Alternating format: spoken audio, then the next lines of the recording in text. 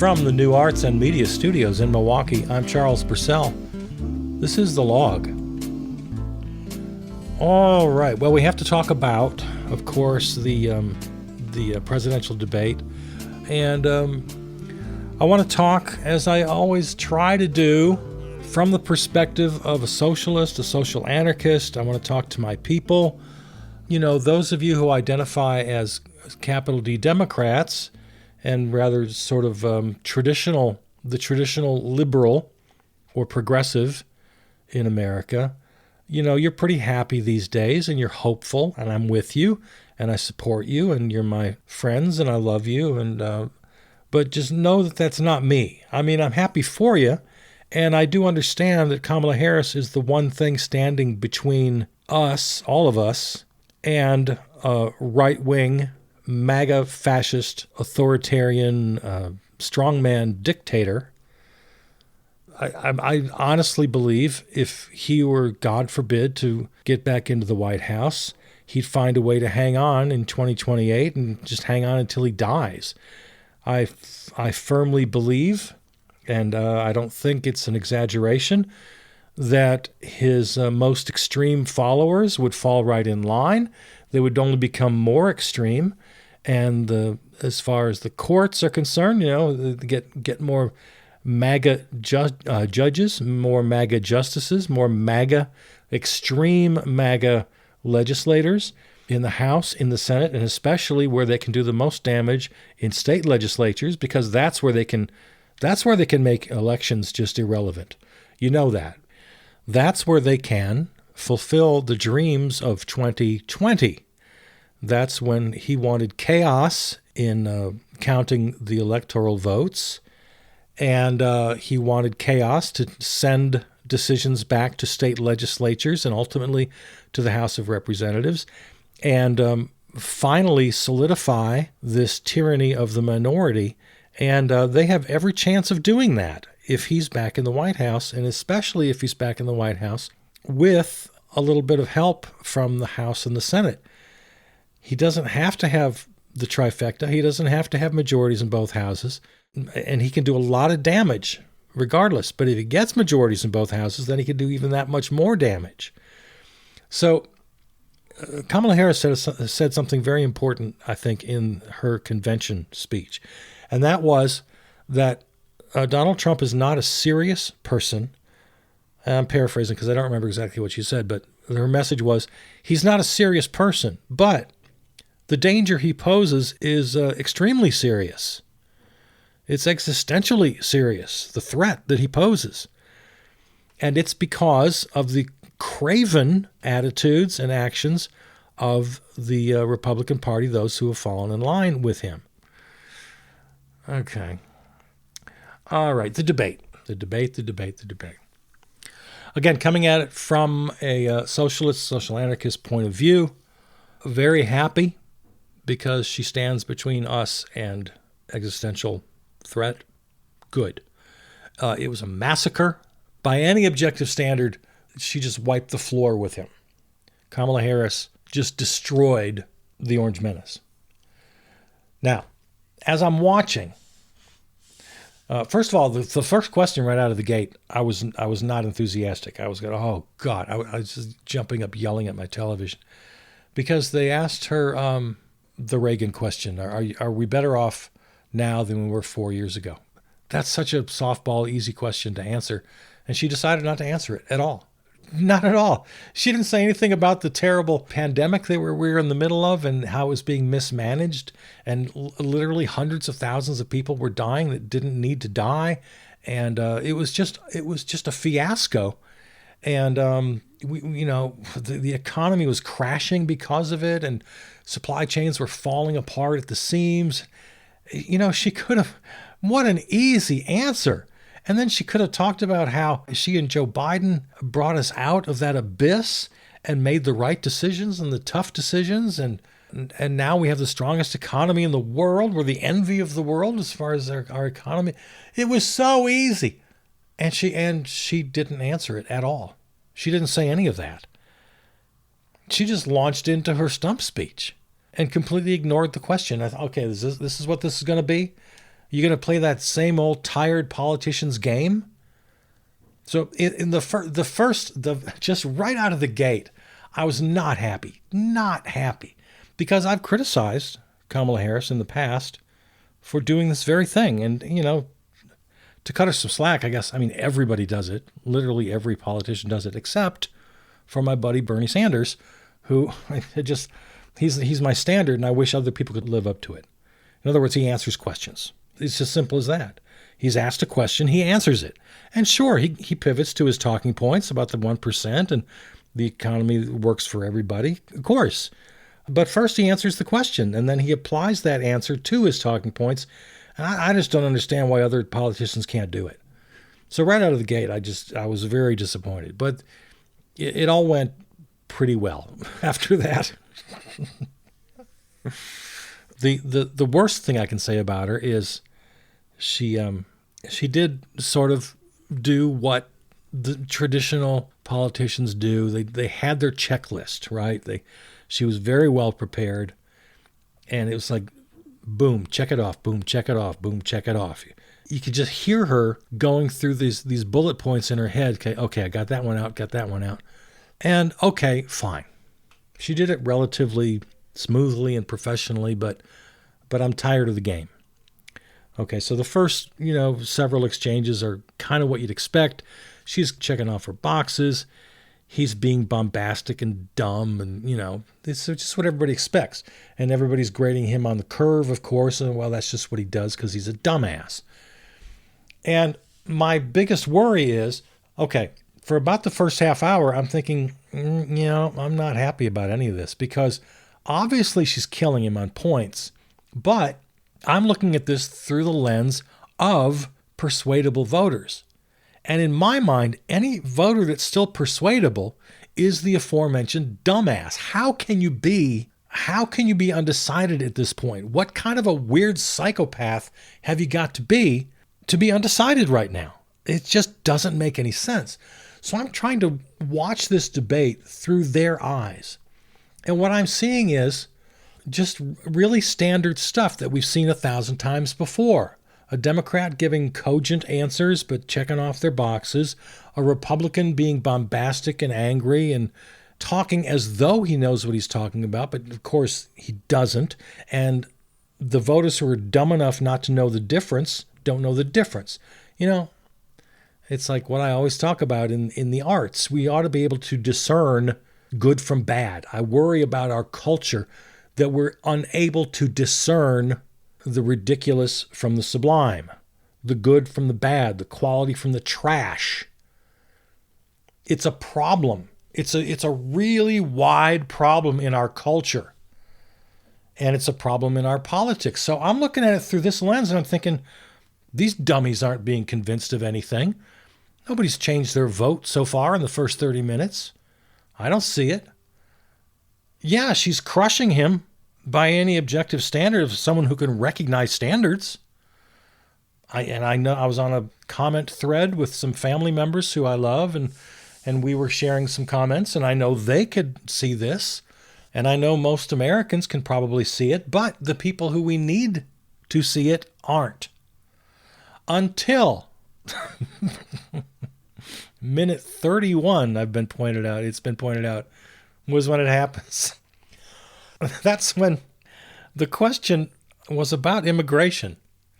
But somehow Kamala gave her immigration answer and then pivoted over to this comment about Trump's rallies and how she's going to invite people to go to a Trump rally, and you'll see him talking about weird fictional characters like Hannibal Lecter, and he'll say that windmills cause cancer, and then you'll see his rally goers leaving early because they're bored, and they've seen this all before. So that's when everything went zoop. That's when everything shifted. And so now it's his turn to do his 2 minutes. And remember, the original question was on immigration, which is supposed to be his strongest issue, and objectively speaking, probably is his strongest issue. Because he for the immigration issue, he just uses sort of the madman theory. I'll shoot you in the leg, man. I'll rip your babies out of your mother's arms. I'm the madman. You don't mess with me. And a lot of people like that, and it works. It keeps border crossings down when they think they're going to be shot or they think their babies are going to be ripped out of their arms. That kind of behavior actually works. So, in that respect, for the people he wants, it's actually his strongest issue. And what does he do? He ignores it entirely because he's too triggered, he's too wound up about what she said about his rallies, and he has to go back into his, the same old tired, the greatest rallies in the history of America, and you've never seen such rallies. Come on. So that's when it all really went south for him. And now I've got maybe a little bit of hope. Okay, maybe even the dopey undecided voters, are you seeing this? You must be seeing this. And he blew the opportunity to gain some points on immigration. And that's when he launches, completely unprompted, into the whole eating the dogs and cats thing, which I'm sure you've heard about, right? Okay, if you've been under a rock, there's this internet conspiracy theory from like 4chan. I mean, the darkest parts of the weirdo mega internet. This conspiracy theory that Haitian immigrants in Springfield, Ohio, the home of Homer Simpson, that these Haitian immigrants were stealing pets, dogs and cats, and eating them. And this was passed on by, again, the weirdos of the 4chan world. But not only them, this reaches the leadership of Congress. Jim Jordan shared the story. Who else? Matt Gaetz, others, and the vice presidential nominee, J.D. Vance, spreading this ridiculous story. And it gets all the way into the tiny little anus mouth of the Orange Menace on a nationally televised presidential debate. And he's claiming up and down that Haitian immigrants are stealing and eating people's pets. And now we're just into a whole new place. I mean, we're in a new world now. So it all just went downhill from there, and it was a bloody massacre. And then a little later on healthcare, the first time I literally just laughed out loud. I'm rolling on the floor. Do you have a healthcare plan? Well, I have concepts of a plan that we'll be announcing in the not too distant future. I've been saying that for 9 years. Oh yeah, I got a plan. I'm not gonna tell you what it is. I don't know what it is, but we gotta definitely have a plan or concepts of a plan, and we'll be announcing it. It was like the infrastructure thing. Oh yeah, I've got a great plan, and 2 weeks. Stay tuned. We'll be announcing. So that was just laugh out loud quality.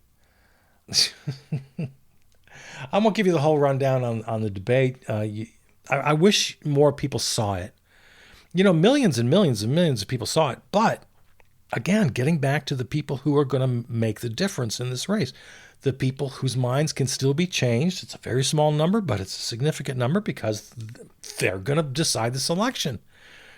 The psychopaths who are undecided, the psychopaths who still might change their votes. I honestly don't understand how such a person exists, but apparently they do. And of those people, I haven't seen numbers on this. I've heard anecdotal evidence that a lot of them did not see the debate. They've seen clips of it, and they will see clips. There's almost no getting around it because it becomes part of the zeitgeist, becomes part of social media. But then you're just in your media bubble, and whether it's Fox News or Newsmax or whatever whatever bubble you're in, you're going to get the bubble version of the debate. So I came out of this thing glad that she wiped the floor with him, but unmoved until I see evidence. And I'm hoping beyond hope that we see evidence that enough people saw this. Enough people will be persuaded by basic truth of the matter, that she wiped the floor with him. He's incompetent. He's an old fool. He's deteriorated so much in the last 8 years. He's been either running for or serving as president. And I get back to this very important concept. He's an unserious person who poses a very serious threat. Because, yeah, the whole Heritage Foundation and Project 2025, as much as he wants to distance himself from that, he's smart enough. Smart really isn't the word. I mean, it doesn't take a lot of smarts. When something is so unpopular, well, okay, I'll just say I don't know anything about it. It's like his stand on abortion. And part of it is also that he absolutely has no ideology whatsoever. He has no plans. He has no concept. He has no vision. He just only has the idea that he wants to be powerful, and he wants people to call him sir, and he wants to stay out of jail, and he wants to find ways to grift. And being president is a great way to grift. You can make all sorts of money doing it. And he's just a sick son of a bitch who wants to be president. And God help us, it's a tied race right now that a lot of us just still can't wrap our heads around. So getting back to the debate, again, if you haven't seen it, I encourage you to see it. If only, I know you've already made your mind up, just to have a good appreciation for where we stand. And as socialists and social anarchists, we have to be able to, as I've said many times, take the win, right? If Kamala Harris can pull this thing off, if she and the Democrats can pull this thing off, we got to be happy about it. Then we get right back into our role as the loyal opposition. We push, pull from the left. We try to get something out of her. We keep our eyes on the prize. We have to establish a small d democracy in this country. We have to go where the major parties and the media don't go. And let's talk about that for a second. One question all the long night. One question late in the debate on climate crisis. I don't remember exactly how they worded it, but it was one question. It went to Kamala Harris first, and she just took that question on climate crisis and went immediately to jobs and manufacturing, because that's the only way they can talk about climate crisis. That's the only way. They've got to talk about how, they greenwash everything. And everything still has to be about growth and about jobs. And it's so ass backwards for those of us who understand the real threat of climate crisis, for those of us who understand the real solutions to climate crisis, namely that we have to reverse the way our economy works. It's not growth, it's degrowth. We have to reduce. We can't techno our way out of it.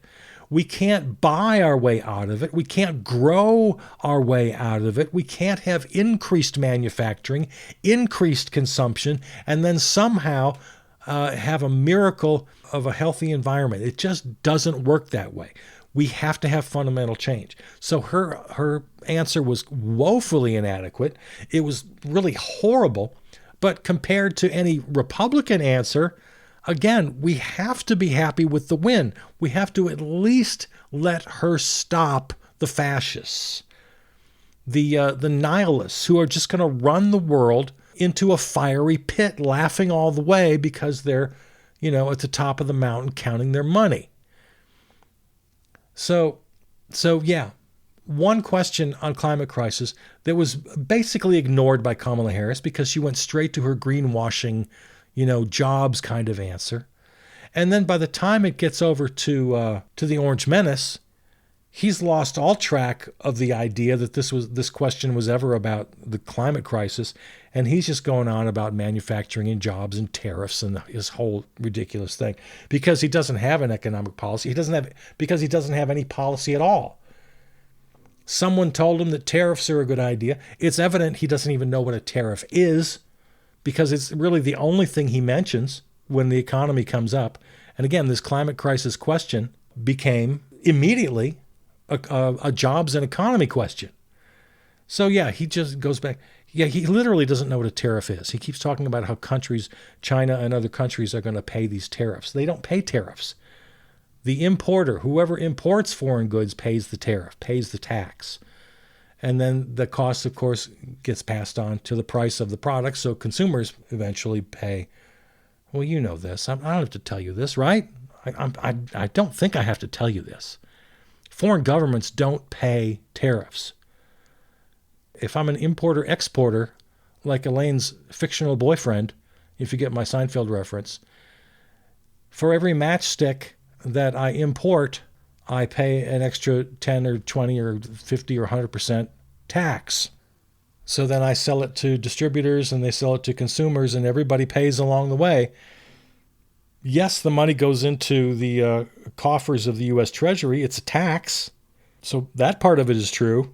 But it comes right out of the pockets of U.S. business and U.S. consumers. And every credible economist who's looked at this says it's inflationary and it's bad for consumers and it'll add to the debt and blah, blah, blah, blah, blah. So, no questions really. One question about climate crisis and it was hijacked immediately. 0 questions. Let's look at what wasn't asked by this wonderful media of ours. Not one single question about AI or tech, which is a huge question mark about our future. Like, where do we stand with social media and its effects on mental health? Where do we stand with AI and how it's going to take jobs? It's just going to steal hundreds and thousands of jobs from the economy, and how do we make that up? So yeah, the effect of big tech, big social media tech, AI, as though it doesn't exist. This is typical of campaigns, presidential campaigns especially, and the way the media handles them. Remember one or two cycles ago, what's his name? Andrew Yang. Even though he appeared to be eminently unqualified to be president, the one thing I liked about him is he was the only person on the debate stage or even in the campaign at all who seemed to recognize the fact that there was going to be a future, that there is a future out there waiting for us. He would talk about it in ways that other candidates just didn't and still don't to this day. Everybody seems to think that we're just in a 1 or 2 or 4 year cycle. That's the most you're ever going to hear from a candidate is in maybe 2-4 years in the future. So yeah, in this cycle, as in pretty much every cycle, the media ignores anything dealing with the future. And they have no concept, no way of even discussing topics like climate crisis and AI and big tech and how our future really depends on us taking these issues seriously. There was also 0 questions, and if Bernie had been on the podium, he would have brought it up on his own. But neither one of these two candidates brought up the idea of income inequality, which is right at the center of every issue. The fact that wealth and income inequality are at all-time highs. It's been since the Gilded Age in this country, and we're on the verge of surpassing those numbers. And you cannot have a healthy country. You can't have a democracy. You just can't have a functioning nation with this kind of inequality. Not one question even hinting at this problem and what we might do about it. And Kamala Harris, God bless her, she had to bring up her own issues that the moderators just weren't bringing up. So yeah, her checking off, I criticized her earlier for checking off the boxes, right? Getting all the bullet points in. But, if she hadn't done it, a lot of things that wouldn't even come up. They are so wrapped up in their day-to-day headline world. Not one single word about election reform. You and I often talk about things like ranked choice voting and proportional representation, the kind of stuff that Howie Hawkins talks about, the Green candidate from a couple of years ago. Nothing at all. The issues that Jill Stein and Cornel West bring to the table because they haven't had enough success. They're in down to 1% or less in the polls. So any ideas that they have are just thrown away. So nothing really progressive, nothing, a lot of important issues that just did not come up. SCOTUS reform, Supreme Court, nothing, zero on the Supreme Court. Getting rid of the filibuster, ways to reduce the importance of the Electoral College. You don't have to have a constitutional amendment to do away with the Electoral College. States can do it on their own. There are ways to do this. So many things, so many important things to talk about. And they're just, the media has their heads up their asses. They're stuck in their own headlines. And the candidates are afraid to bring it up because their consultants say it's not going to do you any good. So those of us who are looking for answers about the future, and we're looking at issues that the mainstream media, the mainstream culture just doesn't seem to care about. They don't find it important that we are surpassing Gilded Age income and wealth inequality. They don't seem to find it important that AI and big tech and big social media are going to fundamentally change the way we live and work.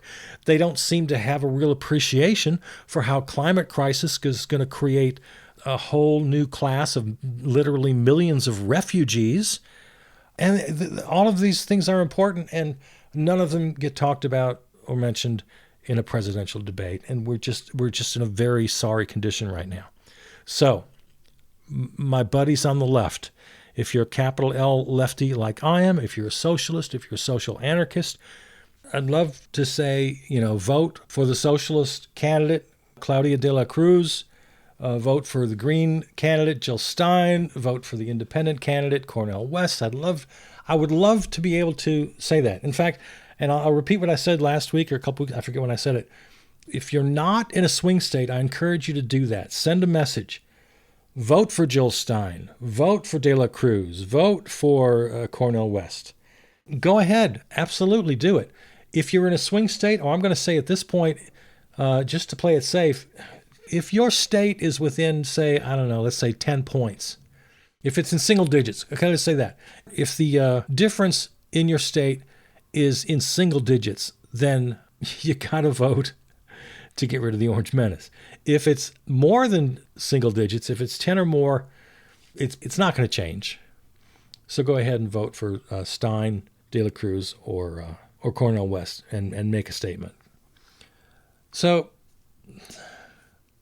there you go. Those are my thoughts on the debate. Fellow lefties, take the win. You don't have to be enthusiastic about it, but, we'll get there. We'll keep fighting. We're not going to stop fighting. And those of you who are my capital D Democratic friends and family out there, I love you, and I'm with you. I'm glad you're happy. I want you to be happy. I will continue to fight for my causes. And there you go. Okay. Visit the website, charlespurcell.com. Find this and all other episodes and lots of other good stuff. Contact me, charlespurcell@gmail.com. Follow on Facebook. Thanks to River West Radio, our flagship terrestrial station, riverwestradio.com. Of course, you can find this on Apple or any of the major podcast platforms, major or minor for that matter. And Peter Donalds wrote and performed our theme song. Okay, there it is. Take care. Love you.